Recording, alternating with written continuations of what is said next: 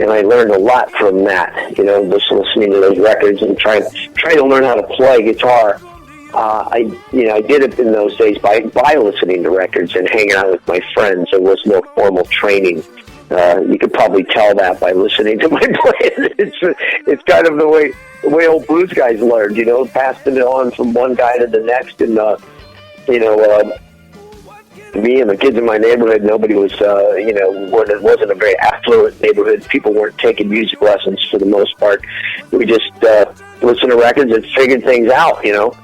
And the most amazing thing was to sit next to him on stage and jam. You know, he had me come up and play with him, and when you sit right next to him and you look over there, and just just a few, you're just it was sitting side by side. What is that? Maybe a foot or 2 feet away from each other. I'm like, my God, that's B.B. King. He's right here. He's right next to me. Look at this. He's just he's such a hero to me, and such a bigger than life figure. Somebody that you just never expect that one day you're going to be sitting right next to him, let alone playing in a song together. You know, God, it just blew my mind, and it got to happen a few times, and I'll always remember those days, you know, as some of the best days of my life. And so anyway, I just let the influence come through me naturally, as natural as possible. And so I play a couple of BB licks that I learned along the way, but I play them, I'm mostly playing playing the blues the way I play the blues now, that's how I play, largely because of guys like BB.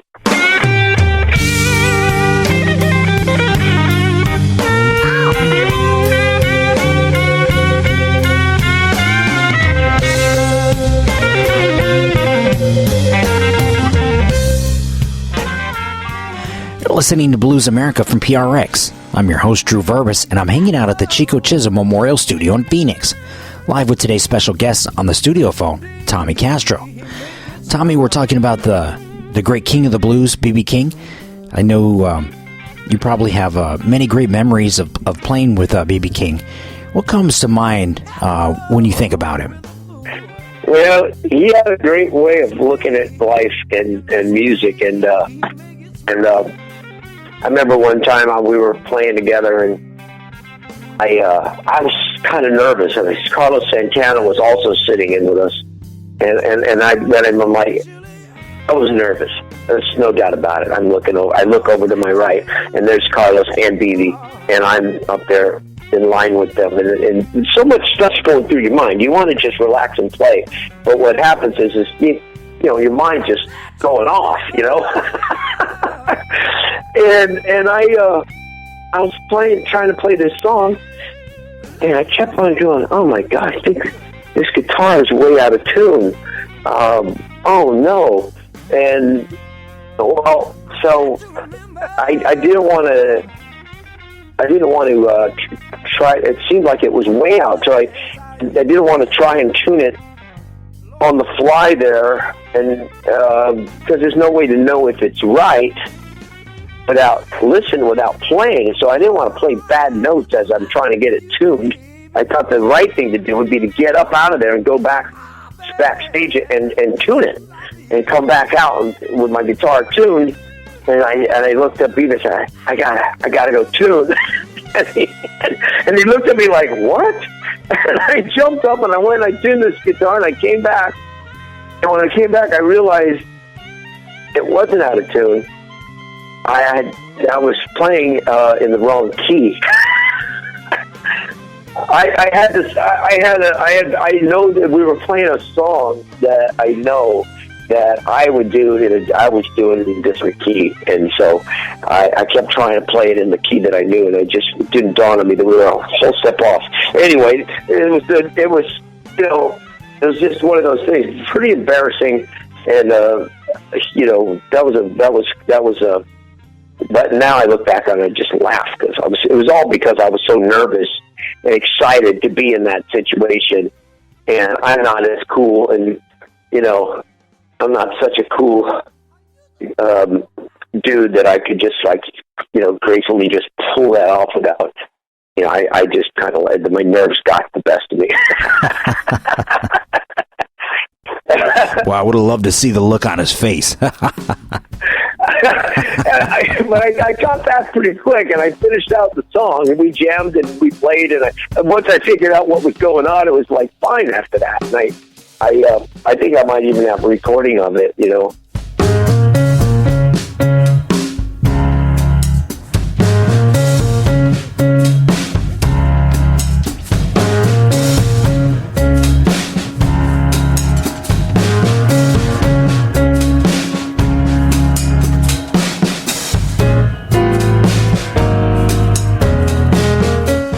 Now, you started your professional career with the Dyntones.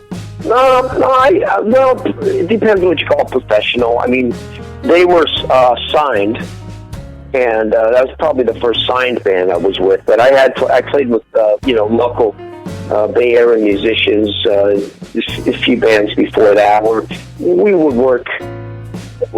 working regularly, so we were professionals. But and I was making my living playing before the Dyntones, but that was the first like national act, I guess, that I was in. Yeah, you know, the bunch of great guys. Of course, I got my bass player from that band, Randy McDonald, and I met in that band, and the leader of the band, Walter Sawitz, or Walter Shufflesworth, as he used to go by. He was like one of these guys with an amazing record collection who just knew a lot about blues and soul music and rock and roll. And we would go on the road back in those days. There were no smartphones or iPads or computers or anything like. There was no internet, cell phones. If you were on a long drive in a van on the road with those guys, you know, you either had a book to read or you listened to music. That was it. And so we listened to a lot of music, and so we listened to a lot of really cool stuff, and I got exposed to a bunch of really great music and a couple of other things. You know, Walt taught me about showmanship. You know, when I was in that band, he taught me a couple of things that have really helped me on my way. And when I started my own band, I came out of that experience with the Dyntones after a couple of years on the road with those guys with a lot more tools, you know. Also, during this time, you got a chance to meet and work with the great Albert King. What do you remember about him? Wow. What I remember about Albert was he was giant. He was a big man, and he had huge hands. And I remember we backed him up at a festival one time, and it was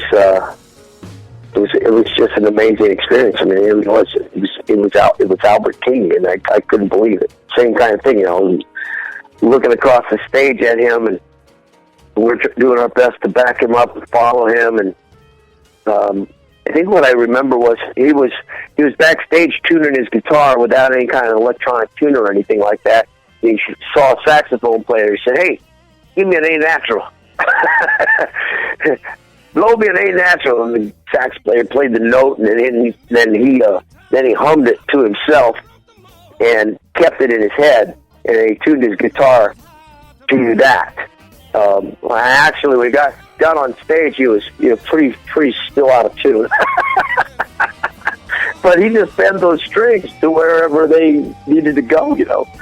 And I learned that was an interesting experience, watching that little thing happen behind the scenes.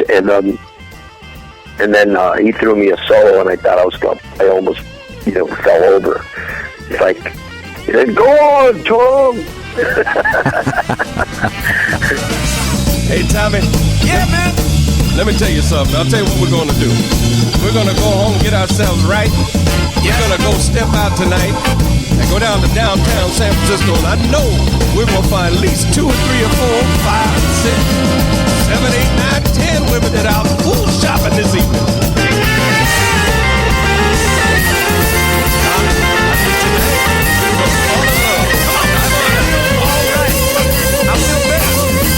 You got money for gas, don't you? You sure you ain't got a $4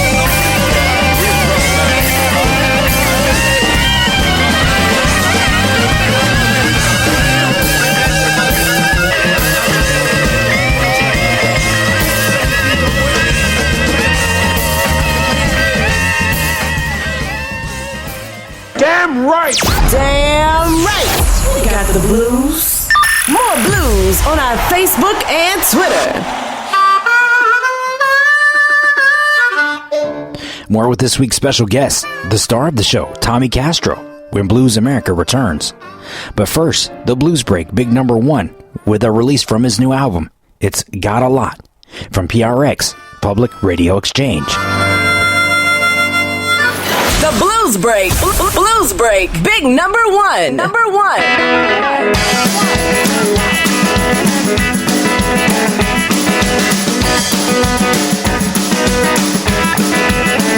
You got a lot of tricks up your sleeve. You got a lot of time you can spend with me. You got a lot of soul and a great big heart. When it comes to looks, you're really off the chart. You got a lot, got a lot. Got a lot, got a lot. You got a lot, you got a lot.